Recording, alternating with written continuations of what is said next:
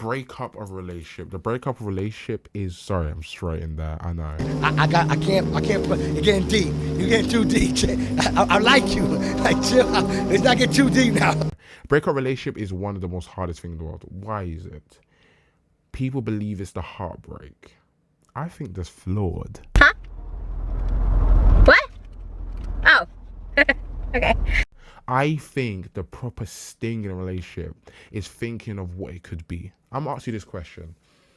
What's the difference between, other than like the socialness you had, the amount you guys talked about between a 1 month situation and a 5 month situation? It's in that 5 months you guys probably named kids together. You guys probably talked about your famous, your famous dream cars together. You guys probably talked about matching Halloween outfits, matching PJs, talked about what games you want to play together, watching shows together, sharing music together, becoming one.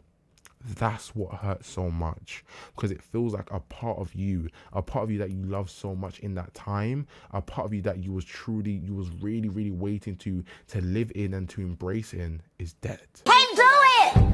I can't. You are stressing me to hell. I can't. I'm done.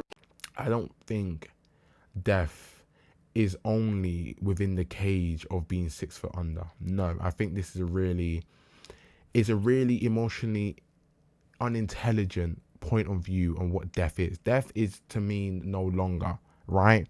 So I think in some cases, the most, impactful deaths and the most gut-wrenching deaths is this social connections, is these social vulnerabilities, is these relationship ending, these breakups. In this generation, we ain't got many people who want to, be in a relationship for marriage and not just dating just to, get a quick fix. But for the people who are dating to marriage, it's like you envisioning a future, you writing a whole book in your brain about where you and Khadija is going to end up in where you and Samuel is going to end up in, just for it to be ripped off, thrown in a paper. And when it gets worse is when you're blocked. I'm reminding you guys of something. If you guys have watched Black Mirror, I love Black Mirror. And before Black Mirror, I've been blocked before Black Mirror, but it didn't hit as much as in every other time I've been blocked after. Why? Because season 2, episode 4, I think I'm correct. I think it's either White Bear or White Christmas. But when I explain it, you will know if you watch Black Mirror. But it's an episode basically, which is about basically this concept where it's like the technology is in their brain. They see with what their technology is. They can physically do stuff and it will impact their vision on the real life world. I'm not sure about physically, I don't remember, but visually 100% because it's heavily applicable to what I'm trying to say. For example, there was this wife and there was this husband. They went through an issue. The husband had some anger issues, and through an altercation, she blocked him. This blanked him out. It mumbled his voice. So she couldn't see him. She couldn't be distracted by him in any way. But he could see her. Nothing changed for him. But it felt like he could never attain her. What was so sad about this? Same thing happened to him. She was blanked out. She was black and white out. She also couldn't hear him. So he had to sit there and watch that white, soulless, white like paper with black just caressively soaked within it, walk away. He's screaming, begging for the attention. She never turned around. Days went past. Of course, when you're angry, you're gonna assume, and when someone like lashes out like that, I'm assuming they may have had an altercation where she's blocked and unblocked, and she never unblocked. And in the rest of his life, the person he loved, the person he thought they wouldn't live the rest of life together, was nothing but a white canvas. Something that he couldn't hear nor she could hear. He wasn't heard because of a character flaw, because he couldn't control his anger. And I think that is the most saddest point, because at the end of the episode, towards the end of the episode, he went and he finally found her. And he saw a little white black canvas, and that was a child. That was her child. I don't remember if it was their child, but it was definitely her child. I think he had that with a new person.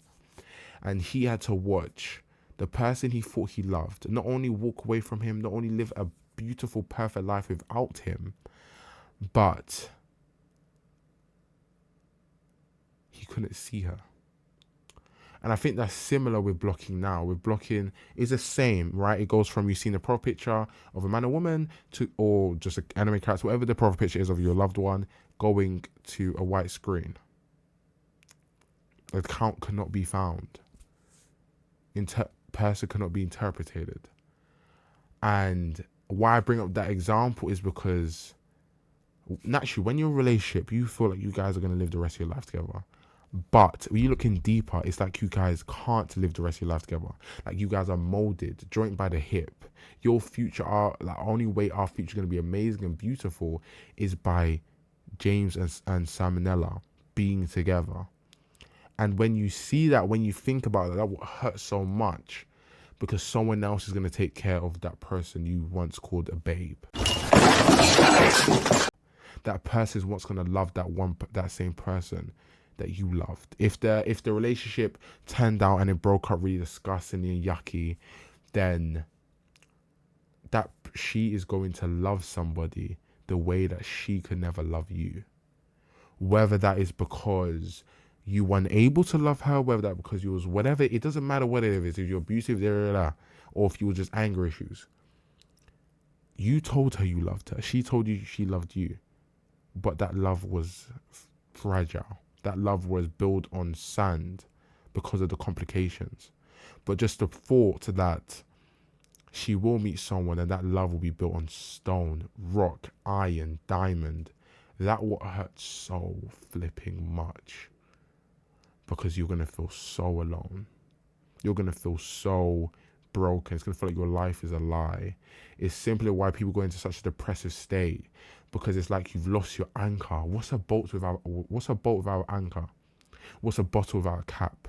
What's a phone without a charger? That's what it feels like. Of course, a good way to always, mentally think about this that gets you over the breakup is thinking, you know what? If you're 18, if you're 35, I've lived 34 years without this person. I've lived 16 years without this person. I can do it again. It's going to help. It's going to get there eventually.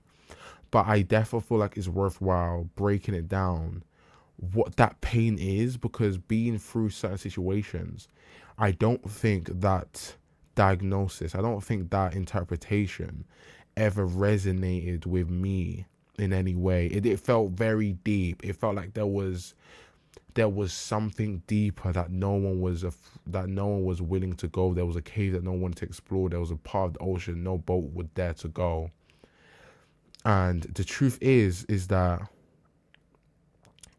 that person may have left you, whatever reason it is, whether they treated you wrong, whether you treated them wrong. But the thing is, see a relationship that didn't work, that's 100% set in stone, like it's never going to happen again, as a learning curve, as a stepping block. I'm going to question you right now. And I want to see if in the chat, we just put one word. What did you learn from your last relationship? Or your last 5 relationships, if you had 5, whatever's the amount you've had. If it's over 10, cut that in half, dude. I ain't got time to read all of that. I'm joking. But what did you learn? And even if it's something like, okay, I learned to improve my communication, or in another situation, I learned not to wear my heart on my sleeve too much, or I learned to avoid love bombing, or I learned to avoid this or that etc. What was your big takeaways? And you're going to see that you when you're 16 and when you were 25, you're a different person. You're able to love that person so much because you learned from so many things, so many mistakes, so many doing wrong, so many people doing wrong to you. And even if that person is that you end up marrying is the same person who was at 16, now they have a better version of you. Now you guys understand each other at a better, capacity. And that's what's up. But at the end of the day, I'm scanning the chat. So you take it as what you want. I don't really care about what you show me. Chasing, tell me why you chase me when I'm touring. Relaxing, with me while we kick it in the forest. Still texting, phone on D&D or what you call it. All of the bitches is fake. It's probably might need me a break. No need to say what you take. No reason to call me this late. Now all I want is a paper. I just a nigga safe for her.